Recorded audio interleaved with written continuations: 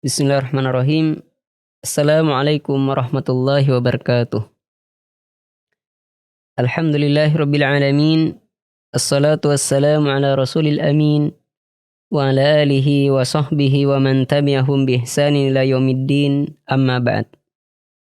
Alhamdulillah, segala puji hanya milik Allah Azza wa Jalla, yang mana dengan nikmat dan karunia-Nya kita diberi nikmat sehat, kita diberi nikmat waktu luang, kita diberi nikmat untuk mendengarkan majelis ilmu, kita diberi nikmat kesempatan untuk menuntut ilmu, dan mana ini merupakan nikmat yang sangat besar yang hendaklah kita bersyukur atas nikmat tersebut. Yang kedua, salawat dan salam semoga senantiasa tercurahkan kepada Nabi Muhammad sallallahu alaihi wasallam. Pada kesempatan kali ini kita berbicara tentang bahaya syirik dan kewajiban untuk menjauhinya. Saudara-saudaraku yang semoga dirahmati oleh Allah Azza wa Jalla, ketahuilah bahwasanya Allah Azza wa Jalla memerintahkan kita untuk mentauhidkannya dan melarang kita untuk menyekutukannya dengan sesuatu sedikit pun. Sebagaimana telah dijelaskan dalam Al-Quran maupun hadis-hadis Nabi sallallahu alaihi wasallam akan kewajiban kita untuk mentauhidkan Allah Azza wa Jalla dan juga untuk menghindar dan menjauhi segala bentuk kesyirikan. Sebagaimana Allah Azza wa Jalla telah menjelaskan dalam Al-Quran bahwasanya Allah menciptakan manusia tidak lain hanya untuk beribadah kepada Allah Azza wa Jalla. Allah mengatakan, A'udzu billahi minasyaitonir rajim. Wa ma khalaqtul jinna wal insa illa liya'budun. Tidaklah aku ciptakan jin dan manusia melainkan hanya untuk beribadah kepada Allah tabaraka wa ta'ala, atau beribadah kepadaku, kata Allah tabaraka wa ta'ala. Di sini bahwasanya diciptakan jin dan manusia hanya untuk beribadah kepada Allah tabaraka wa ta'ala, hanya untuk mentauhidkan Allah Azza wa Jalla. Begitu juga diutusnya para nabi, para rasul, hanya untuk mengajak beribadah kepada Allah tabaraka wa ta'ala. Sebagaimana Allah berfirman, A'udzu billahi minasyaitonir rajim. Wa laqad ba'atsna fi kulli ummatir rasulan an i'budullaha wajtanibut taghut. Wa laqad ba'atsna, dan sungguh telah kami utus, fi kulli ummatin, di setiap umat, rasulan, utusan, an i'budullah, untuk mengajak beribadah kepada Allah, wajtanibut taghut, dan menjauhi taghut, yaitu menjauhi segala bentuk sesembahan yang disembah selain Allah tabaraka wa ta'ala. Jadi ayat ini menjelaskan kepada kita bahwasanya kita diciptakan hanya untuk beribadah kepada Allah tabaraka wa ta'ala dan agar menjauhi segala bentuk kesyirikan. Dan ingat bahwasanya sesuatu yang dilarang oleh Allah tabaraka wa ta'ala tentunya memiliki bahaya yang harus kita jauhi. Setiap larangan yang Allah larang itu terkandung bahaya. Oleh karenanya Allah melarang manusia untuk terjatuh ke dalamnya. Dan di antara bahaya dari kesyirikan itu, yang pertama, bahwasanya kesyirikan itu adalah a'dhamudz dzunub, paling besarnya dosa. Jadi kesyirikan itu adalah paling besarnya dosa. Jadi tidak ada dosa yang lebih besar dibandingkan dosa syirik kepada Allah Tabaraka wa Ta'ala. Sebagaimana Allah Tabaraka wa Ta'ala berfirman dalam surah An-Nisa ayat ke-48. Allah mengatakan, Innallaha la yaghfiru an yushraka bihi wa yaghfiru ma duna dzalika liman yasha wa man yushrik billahi faqad iftara itsman 'azima. Innallaha la yaghfiru an yushraka bihi wa yaghfiru ma duna dzalika liman yasha. Sungguh Allah Tabaraka wa Ta'ala tidak akan mengampuni dosa ayyushraka bihi, yaitu dosa orang-orang yang berbuat syirik kepada Allah Tabaraka wa Ta'ala.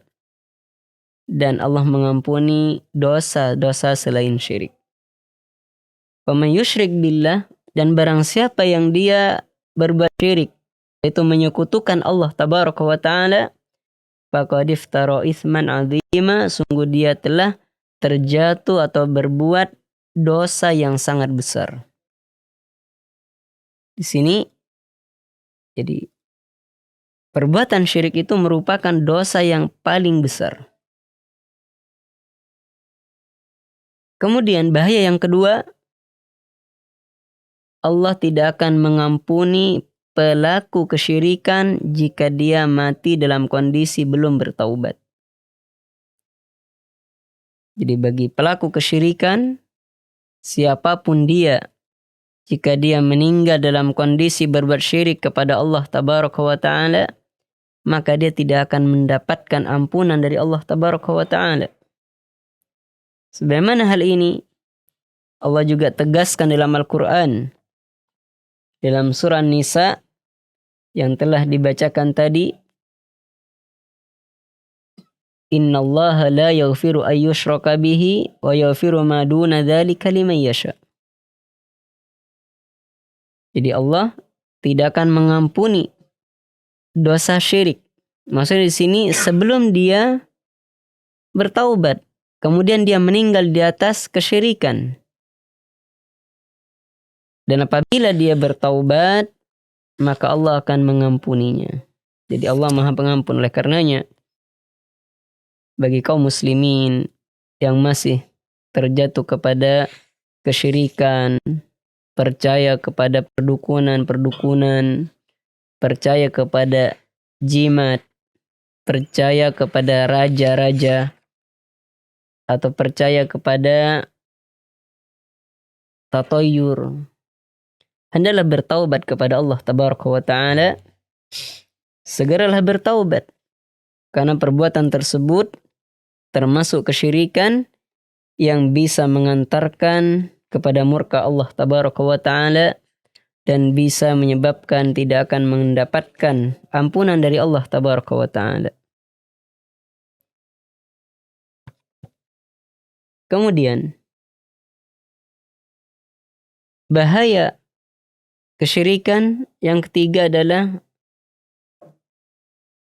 li'annahu akbahul qabih, bahwasanya kesyirikan itu paling buruknya keburukan. Jadi tidak ada keburukan yang lebih buruk dibandingkan dengan berbuat syirik kepada Allah Tabaraka wa Ta'ala. Kemudian bahaya yang keempat adalah adlamud dhulm. Kesyirikan itu adalah paling sesatnya kesesatan. Jadi tidak ada kesesatan yang paling sesat dibandingkan dengan kesyirikan kepada Allah Tabaraka wa Ta'ala. Sebagaimana Allah Tabaraka wa Ta'ala berfirman dalam surah An-Nisa ayat ke-116. A'udzu billahi minasyaitonir rajim. Wa man yusyrik billahi faqad dhalla dhalalan ba'ida. Wa man yusyrik billahi faqad dhalla dhalalan ba'ida. Wa man yusyrik billah. Barang siapa yang dia berbuat syirik kepada Allah tabaraka wa ta'ala, faqad dhalla, sungguh dia telah tersesat, dhalalan ba'ida, dengan kesesatan yang jauh. Jadi orang yang melakukan kesyirikan, dia telah tersesat dari jalan yang terang benderang, yaitu jalan tauhid. Ingat bahwasanya manusia itu asalnya dalam kondisi fitrah, dalam kondisi suci, dalam kondisi dia mentauhidkan Allah tabaraka wa ta'ala. Oleh karenanya, wahai kaum muslimin yang masih terjatuh kepada kesyirikan atau melakukan kesyirikan, segeralah kembali kepada fitrah yang Allah fitrahkan, yaitu mentauhidkan Allah tabaraka wa ta'ala.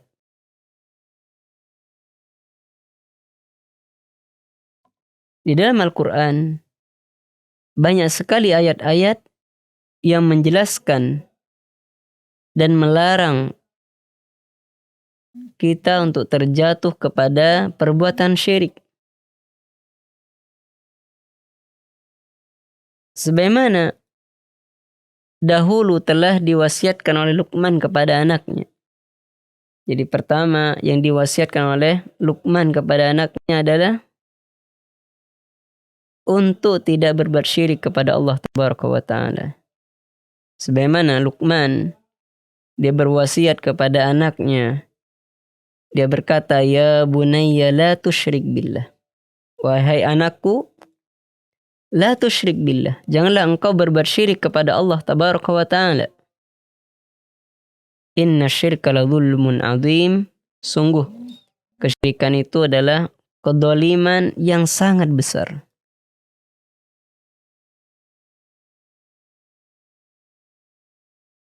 Kenapa? Karena kesyirikan itu mengurangi tauhid dan bahkan membatalkan tauhid seseorang. Sebagaimana kita masuk ke dalam Islam dengan mengucapkan la ilaha illallah, atau kita mengucapkan asyhadu an la ilaha illallah wa asyhadu anna muhammadar rasulullah,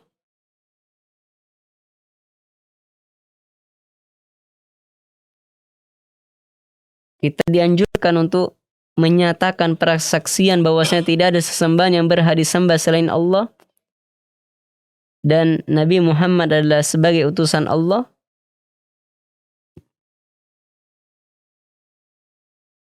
Jadi tatkala seseorang dia mengucapkan kalimat tauhid, menjadi sempurna keislamannya dan bisa ternodai dengan kesyirikan. Oleh karenanya tatkala seorang dalam kondisi Islam, iman, kemudian dia terjatuh kepada kesyirikan, ketahuilah bahwa kesyirikan tersebut bisa membatalkan keislaman seseorang atau bisa mengurangi kesempurnaan Islam seseorang.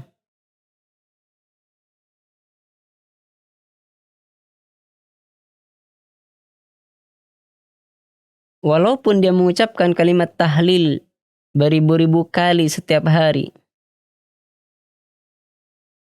apabila dia di samping itu apabila dia masih percaya kepada perdukunan, percaya kepada jimat, maka kalimat tauhid yang dia ucapkan la yanfa, tidak bisa membawa manfaat. Kenapa kok bisa tidak bisa membawa manfaat? Karena terbatalkan oleh kesyirikan yang dia lakukan. Oleh karenanya tatkala kita meyakini Allah adalah Ar-Razzaq, Allah yang Maha Pemberi rizki, mintalah kepada Allah tabaraka wa ta'ala. Jangan mencari perantara-perantara yang tidak diperbolehkan, seperti menggunakan ajimat atau penglaris, Jadi tidak ada jimat, penglaris, tidak ada. Tidak bisa dia membawa manfaat dan juga tidak bisa membawa bahaya. Karena yang memberikan rizki itu adalah Allah Azza wa Jalla. Dan jimat dan jimat atau yang semacamnya itu bukanlah sebab yang syar'i di dalam mendatangkan rizki. Oleh karenanya, bagi orang yang beriman, hendaklah dia bertawakal kepada Allah Tabaraka wa Ta'ala di dalam mencari rizki, di dalam bekerja. Bertawakallah kepada Allah Tabaraka wa Ta'ala dan jangan menggantungkan kepada selain Allah Tabaraka wa Ta'ala.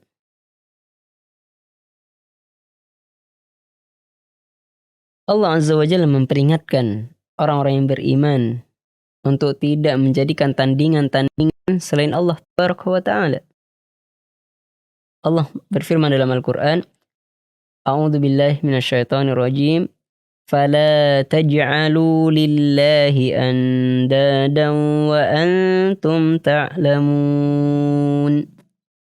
فلا تجعلوا لله, dan janganlah kalian jadikan lillah bagi Allah anda dan tandingan-tandingan. Wa antum ta'lamun, dan sedangkan kalian mengetahuinya. Jadi dalam surah Al-Baqarah ini kedua-dua Allah melarang dan mengingatkan orang-orang yang beriman untuk tidak menjadikan tandingan-tandingan selain Allah Tabaraka wa Ta'ala. Sedangkan kalian mengetahui bahwasanya yang memberikan rizki adalah Allah. Yang mengatur alam semesta adalah Allah. Yang memberikan kehidupan adalah Allah.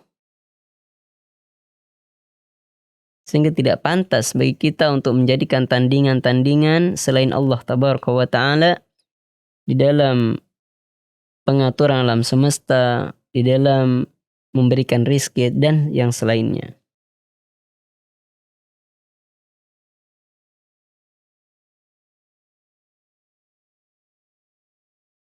Kemudian, ketahuilah bahwasanya kesyirikan dan penyimpangan-penyimpangan seperti ini itu sudah terjadi pada umat-umat terdahulu. Bagaimana terjadi pada orang-orang Nasrani? Yang mana orang-orang Nasrani mereka mengalami kebingungan, terjatuh kepada kebimbangan, terjatuh kepada jalan yang sesat, yang mana mereka menjadikan sesembahan-sesembahan, ada 3 sesembahan.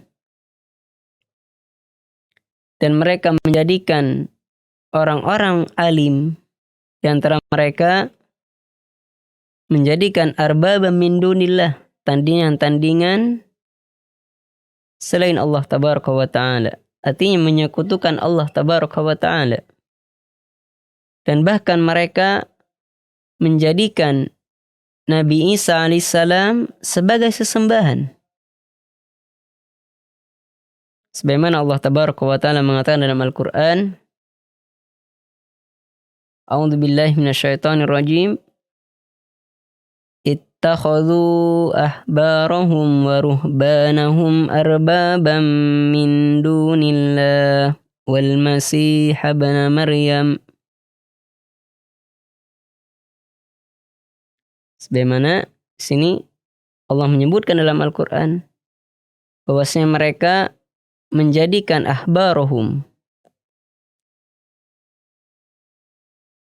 menjadikan rahib, ahbar, orang-orang alim mereka, waruhbanahum, dan rahib-rahib mereka, arbabam min dunillah, tandingan-tandingan selain Allah.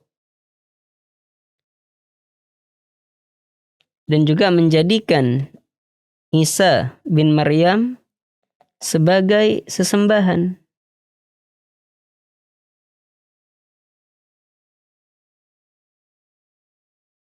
Padahal Nabi Isa alaihissalam tidaklah mengajak umatnya kecuali hanya untuk beribadah kepada Allah Tabaraka wa Ta'ala, mengajak untuk menyembah hanya kepada Allah Tabaraka wa Ta'ala. Sebagaimana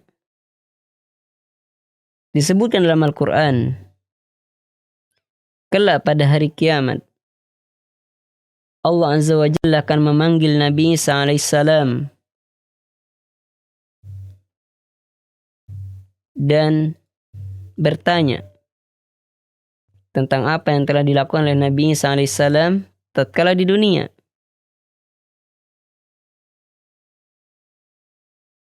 Sebagaimana Allah mengatakan, wa idh qala Allahu ya Isa ibn Maryam, dan ketika Allah berfirman kepada Isa, ya Isa, wahai Isa ibn Maryam, putra Maryam, a anta qulta linnasi ittakhiduni wa ummiya ilahaini min dunillah? Apakah engkau mengatakan kepada manusia, jadikanlah aku dan ibuku ilahain, dua sesembahan, min dunillah, selain Allah? Jadi ayat ini untuk memberikan klarifikasi apakah Nabi Isa benar-benar mengatakan kepada manusia untuk menjadikan dia dan ibunya sebagai sesembahan selain Allah? Maka Nabi Isa alaihissalam menjawab, qala subhanaka ma yakunu li an aqula ma laysa li bihaq. Qala subhanak. Nabi Isa berkata, subhanaka, maha suci engkau Allah, ma yakunu li an aqula ma laysa li bihaq. Tidak mungkin bagiku untuk mengatakan yang tidak benar. In kuntu qultuhu, jika aku mengatakannya, faqad alimtahu, sungguh engkau telah mengetahuinya. Artinya, jika aku mengatakan seperti itu, sungguh engkau, Allah telah mengetahui apa yang aku katakan, kata Nabi Isa alaihissalam.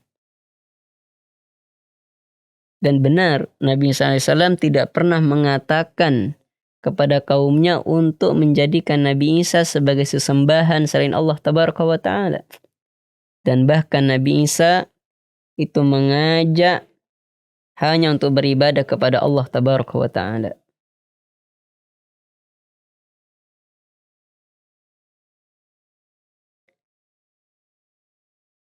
Kemudian kesyirikan yang terjadi yang dilakukan oleh orang-orang Yahudi. Sebagaimana orang Yahudi merupakan bangsa yang dia senantiasa membuat kerusakan di muka bumi dan senantiasa menyalakan api permusuhan dan senang membatalkan perjanjian-perjanjian dan bermain-main dengan ayat-ayat Al-Quran, bermain-main dengan ayat-ayat yang telah Allah turunkan kepada mereka.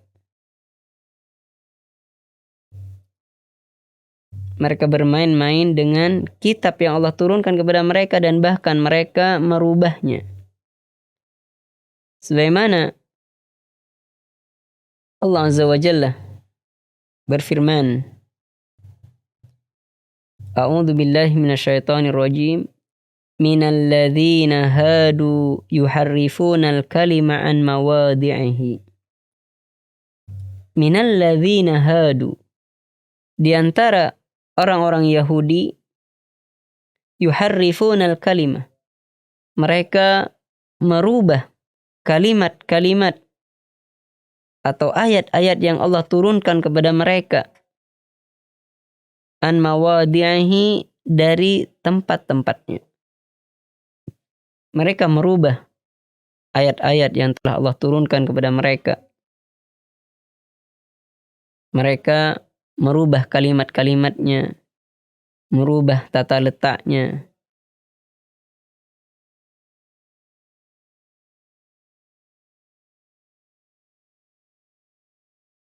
Kemudian kelompok yang lain adalah al-majus, yaitu orang-orang majusi. Yang mana mereka alladzina ya'buduna niran. Mereka adalah orang-orang yang menyembah api. Wa yattakhiduna ilahaini, dan mereka menjadikan dua sesembahan yang mana ahaduhuma salah satunya adalah khaliqun lil khairi, yaitu pencipta kebaikan, wasani, dan yang kedua adalah khaliqun lisyarri, pencipta keburukan, bizamihim, menurut prasangka mereka. Jadi orang-orang majusi, orang-orang yang menyembah api, mereka mengira ada dua sesembahan.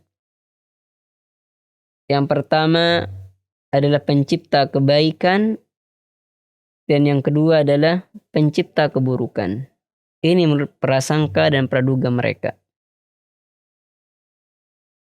Kemudian kelompok yang keempat adalah as-sabi'un,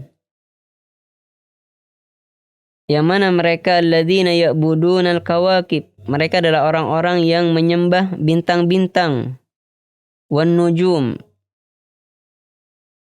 wa ya'takiduna ta'thiruha fil ard, dan mereka meyakininya memberikan pengaruh terhadap dunia. Jadi orang-orang as-sabi'un, mereka orang-orang yang menyembah bintang-bintang, yang mana mereka meyakini bahwasanya bintang-bintang tersebut memberikan pengaruh terhadap kejadian-kejadian yang ada di muka bumi.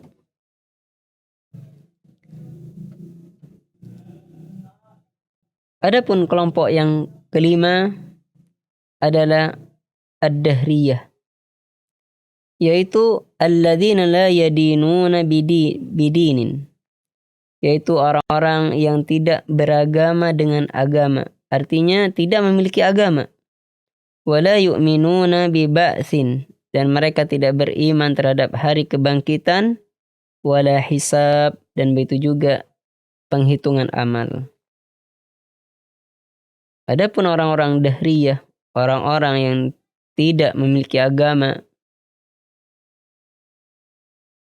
yang mana mereka meyakini bahwasanya hidup itu ya hanya hidup kemudian mati, dan tidak ada kebangkitan dan tidak ada hari penghisaban.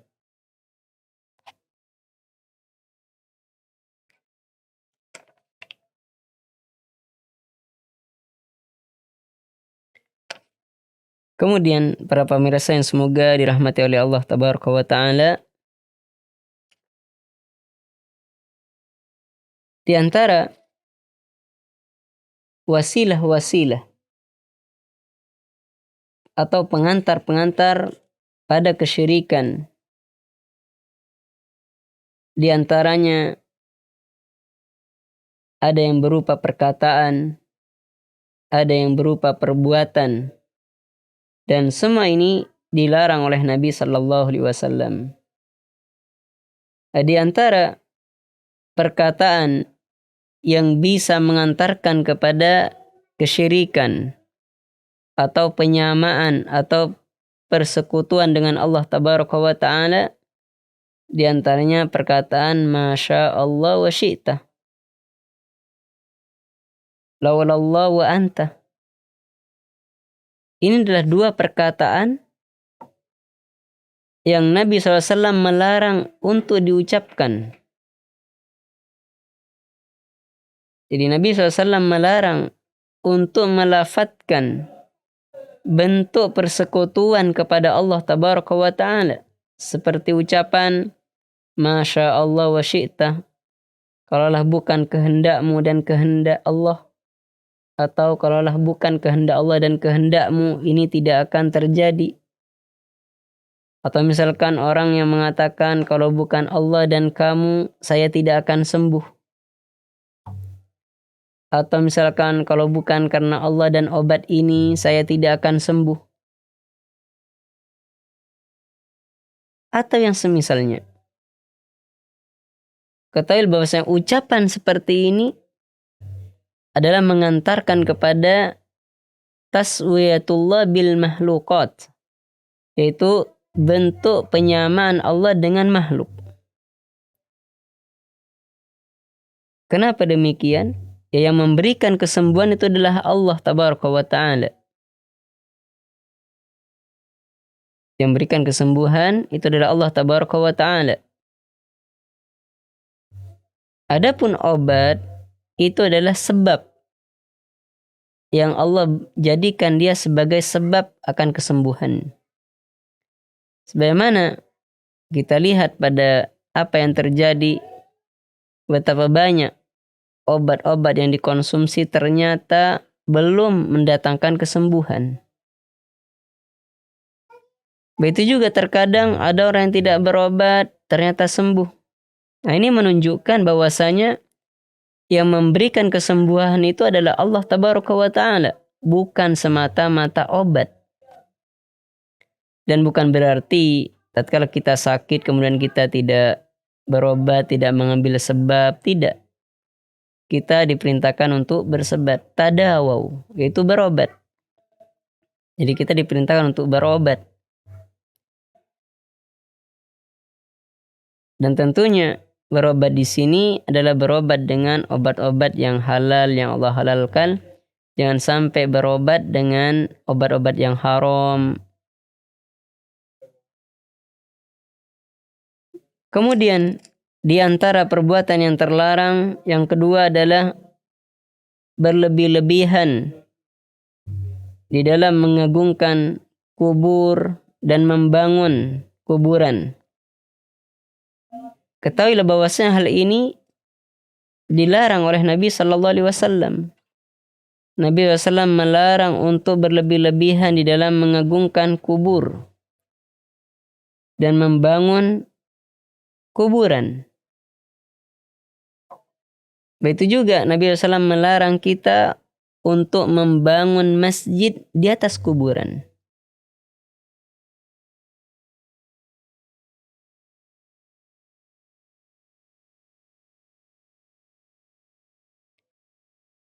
Ini diantara bentuk-bentuk larangan yang Nabi SAW larang yang bisa mengantarkan kepada kesyirikan. Di antara larangan Nabi SAW adalah Nabi SAW melarang untuk berlebih-lebihan di dalam memuji Nabi SAW. Sebagaimana Nabi SAW mengatakan, La tatruni kama atratin nasara ibna Maryam. Janganlah kalian berlebih-lebihan di dalam la tatruni, janganlah kalian memujiku dengan berlebih-lebihan kama atratin nasara ibna Maryam, sebagaimana orang-orang Nasrani berlebih-lebihan di dalam memuji putra Maryam. Wa innama ana abdun, apabila kalian hendak memujiku katakanlah bahwasanya aku adalah abdun, adalah seorang hamba. Faqulu abadullahi wa rasulihi, maka katakanlah bahwasanya aku adalah hamba Allah dan Rasulnya.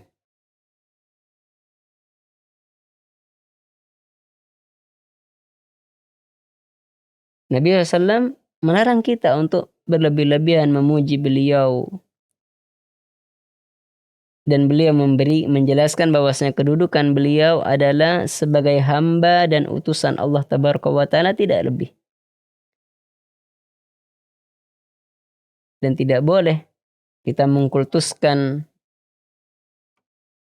sampai menjadikan Nabi sebagai sesembahan. Naudzubillah min dzalik.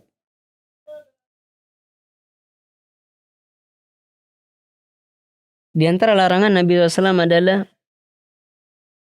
tidak boleh memenuhi nazar, yang mana nazar tersebut mengandung kemaksiatan kepada Allah tabaraka wa ta'ala. Sebagaimana Nabi SAW melarang Faman nadhara ayyasi Allah fala ya'si. Barang siapa yang bernadar untuk bermaksiat kepada Allah, fala ya'si. Artinya jangan bermaksiat, jangan penuhi nadarnya. Wa man nadhara ayyuti Allah falyuti'hu. Barang siapa yang bernadar dalam ketaatan kepada Allah, falyuti'hu, maka laksanakanlah. Ini diantara bahaya dan anjuran agar kita menjauhi kesyirikan. Subhanakallahumma bihamdika asyhadu an la ilaha illa anta astaghfiruka wa atubu ilaik. Assalamualaikum warahmatullahi wabarakatuh.